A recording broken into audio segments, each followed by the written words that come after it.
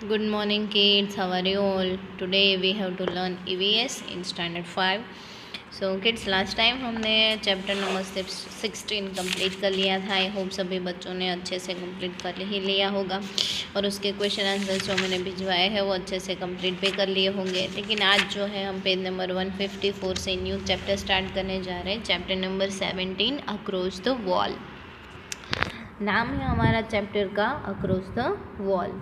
तो हमें यहाँ पे उसके बारे में दिया है उसका एक, तो चलो देखते हैं। स्टार्स इन हर आइज, स्टार्स इन हर आइज, उसकी आंखों में तारे हैं, मतलब आंखों जैसे तारे जैसी चमक है, ऐसा मतलब निकाला गया है यहाँ पे। इंडियन एक्सप्रेस 2007, तो 2007 की बात है। इंडियन एक्सप्रेस से ये पब्लिश किया गया था। तो किसके बारे में है? आई होप ये गर्ल्स जो है इसके बारे में है। तो चलो हम पढ़ते हैं कि क्या है। Just 13 years old, just 13 years old की सिर्फ 13 ही साल की Afsana Mansuri has already jumped over the wall.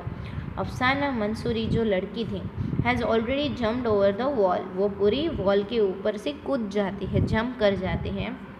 The wall between her झुगी and the local basketball court की, उसकी जो झुगी है और उसकी बास्केटबॉल की कोर्ट है, उसके बीच में जो दीवार थी वो कूद जाती है। The wall made by society for a girl who washes utensils for a living, कि वॉल जो थी, वो दीवार जो थी, वो किसके द्वारा बनाई गई थी? उस सोसाइटी के द्वारा। किसके लिए? फॉर अ गर्ल, लड़की के लिए। वो वॉशेस यूटेंसिल्स की जो बर्तन धोती है उसके लिए। फॉर अ लिविंग, रहने के लिए। The gender wall her mother had put up for her, gender wall, gender wall यानी कि आपको पता है कि अभी जो है वो लड़के और लड़की में जो भेदभाव होता है, जेंडर डिस्क्रिमिनेशन, कि ये तो लड़का है इसे ये सारी चीज़ें करनी चाहिए, ये लड़की है ये सारी चीज़ें नहीं करनी चाहिए। तो एक जेंडर वॉल है, ये जातिवाद के रूप में जो दीवार थी। Her mother had put up for her, उसकी मम्मी ने भी उसे साइड करने। टुडे अफसाना her self has become a strong wall of NBA, the Nagpada basketball association of Mumbai.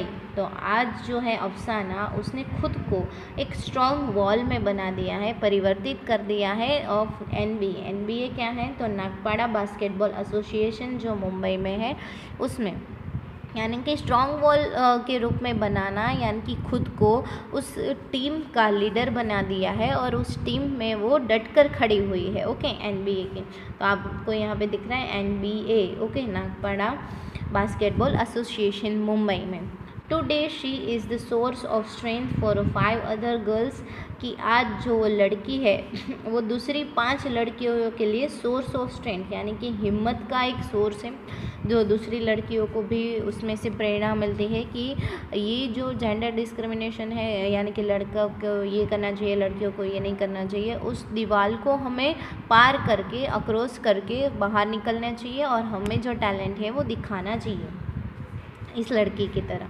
Okay, so living behind the problems of their everyday life, तो उसने अपने आप को खुद का बास्केटबॉल टीम में खड़ा किया है और लिविंग बिहाइंड मतलब छोड़ दिया है सब पीछे, the problems of their everyday life, everyday life के जो प्रॉब्लम्स है उसे पीछे छोड़कर ये लड़की जो है वो बहुत आगे बढ़ गई है। Today she is the star of a young team, तो आज जो है वो एक यंग टीम का एक स्टार है, चमकता हुआ सितारा है।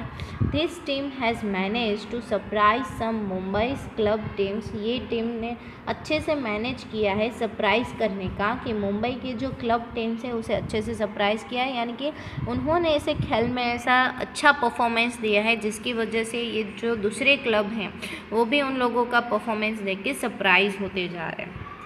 With a lot of guts and courage, the team has reached the semi-finals of a district level tournament.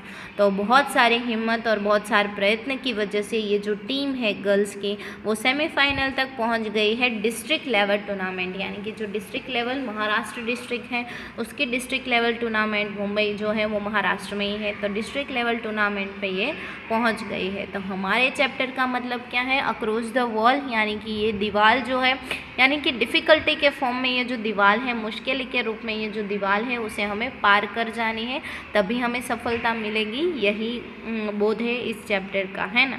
तो यहाँ पे जो हमें स्टार्स इन हर आइज, यानी कि अफसाना की जो स्टोरी दी है वो बहुत ही मज़ेदार है, बहुत ही मीनिंगफुल है। वो उसमें से बहुत अच्छा मोरल निकलता है लड़कियों के लिए, जिसे सीखना चाहिए। ओके, तो इसमें जो हार्ड वर्ड है वो कौन कौन से हैं, तो आपको बास्केटबॉल, उसके बाद है कॉट, वॉशिस, यूटेंसिल्स, उसके बाद है जेंडर, उसके बाद है बिकम, स्ट्रेंथ, प्रॉब्लम्स, करेज, गट्स, टूर्नामेंट। तो ये सारे हार्ड वर्ड जो मैंने अंडरलाइन किए हैं वो आपको अपनी नोटबुक में 3 टाइम लिख के लर्न भी कर लेने हैं। इससे आगे का टॉपिक जो है वो हम नेक्स्ट चैप्टर में देखने वाले हैं। तब तक के लिए आपको इस टॉपिक को अच्छे से समझ लेना है और ये सारे हार्ड वर्ड्स लिख लेने हैं। आज के लिए बस इतना ही, नेक्स्ट लेक्चर से इससे आगे बढ़ेंगे। Thank you.